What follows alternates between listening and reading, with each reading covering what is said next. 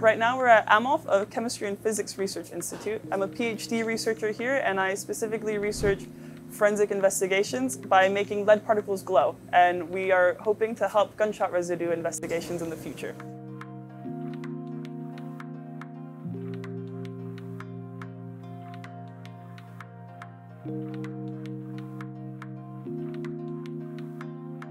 With our technology, we're able to make lead particles glow in a really nice, straightforward way. All we have to do is spray a liquid reagent onto anything that we think might contain lead. We then can use UV light to shine it on this item, and then it emits really nice bright light. So right now we have it set to emit green light, but we also have a little bit of flexibility in that regard.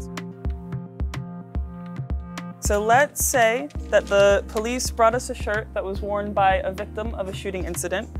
And now it's going to be our job to help process this to figure out if there's any, what the lead looks like on here. So what we can do is we can take apart this shirt into these squares, and then we can move the lead from the shirt to the glass fiber, which is just a nice white sheet.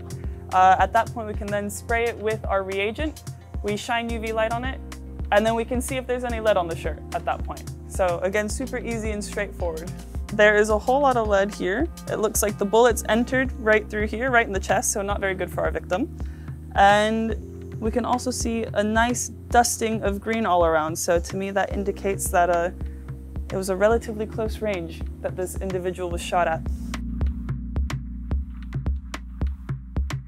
So that is the end goal of this project, to be able to help police officers while they're conducting their investigations.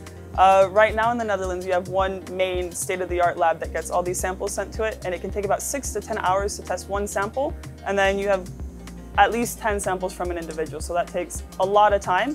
So ideally, we want to be able to provide the police officers with something that they get instantaneous results on whether or not lead is present. And we are seeing that our test is able to provide that, and it seems to work well in the forensic workflow. So right now we're working with a bit of a pilot study with the Amsterdam Forensic Police, and they're giving us feedback on what is and isn't working and things that we can adjust in the future to make this even better for the forensic field.